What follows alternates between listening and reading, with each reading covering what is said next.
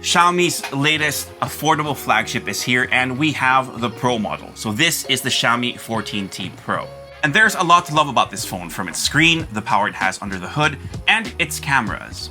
But there are a few things that I don't like about this phone. And before we dive in, don't forget to sub to the channel if you haven't already. So like I said, the Xiaomi 14T Pro is their affordable flagship phone, so let's start off with its price. For the base model, it's priced at $39,999. That's with 12 gigabytes of RAM and 512 gigabytes of storage. And if you want a terabyte of storage, the price jumps a little bit to $41,999. And like I said, this phone also has flagship features such as its cameras, having the Light Fusion 900 sensors that's also present in the Xiaomi 14 series. There are 3 cameras on the back. The main one is at 50 megapixels, has an aperture of f1.6, and is equipped with OIS. We're also getting a 50 megapixel telephoto and a 15 megapixel ultra-wide camera. And just like the higher-end Xiaomi phones, these have Leica Vario Summilux optics that are crafted to collect more light when shooting in low-light situations.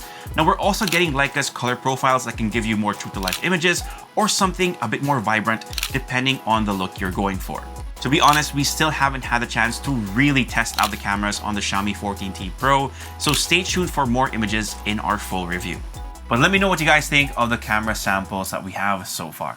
Aside from the cameras, the Xiaomi 14T Pro has powerful internals. It comes equipped with a MediaTek 9300 Plus, paired with 12 gigabytes of RAM and up to 1 terabyte of storage. And before you go on flaming MediaTek in the comments, we've found that the 9300 Plus does outperform the Snapdragon 8S Gen 3 when it comes to synthetic benchmarks and nearly catches up to the Snapdragon 8 Gen 3.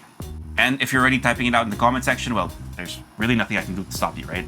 The Xiaomi 14T Pro also has a fantastic display that measures in at 6.67 inches. They're using an AMOLED panel for the 14T Pro, so videos look stunning. You guys who have been with us for a long time, you know that I'm a sucker for AMOLED displays. I mean, look at that. The Seraphim aside, that display looks really good. But it also has a refresh rate of 144 Hz plus a peak brightness of 4000 nits. So using this outdoors shouldn't be an issue at all. I also did a side-by-side with my S24 Ultra, and you can really see the difference in brightness. As for the battery, it's at 5000 milliamp hours and supports 120 watt wired charging and 50 watt wireless charging as well. Now we're still in the process of reviewing the Xiaomi 14T Pro, so check back in a couple of days to see what battery life actually is like with this phone. We've covered the pros in our first impressions for the Xiaomi 14T Pro. Now let's cover the cons. And the first thing I didn't like about the Xiaomi 14T Pro is the fact that it no longer comes with a charger inside the box. So yeah, Xiaomi went Apple and Samsung, so they can no longer make fun of both those brands, and it will only ship with a USB-C cable. So if you want access to that 120 watt wired charging I was talking about earlier, you're gonna have to buy that power brick separately. The second thing is the design of this phone, because compared to devices that have been made to look sleek, this looks and feels like a phone that's advertised to have a big battery around 4 or 5 years ago. It's definitely one of the chunkiest phones I've tried in 2024 that isn't a foldable, and definitely doesn't match the flagship vibes that the internals give. Last on the cons list is HyperOS, and I have to admit, it has gotten better, but when I first set it up, there was still a ton of bloatware.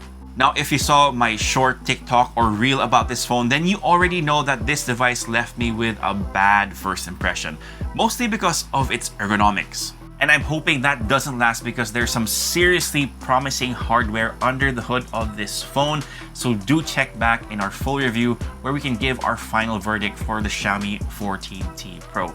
But let me know what you guys think about this device in the comment section. My name is Tito James. Peace, God bless, and I'll see you guys in the next video.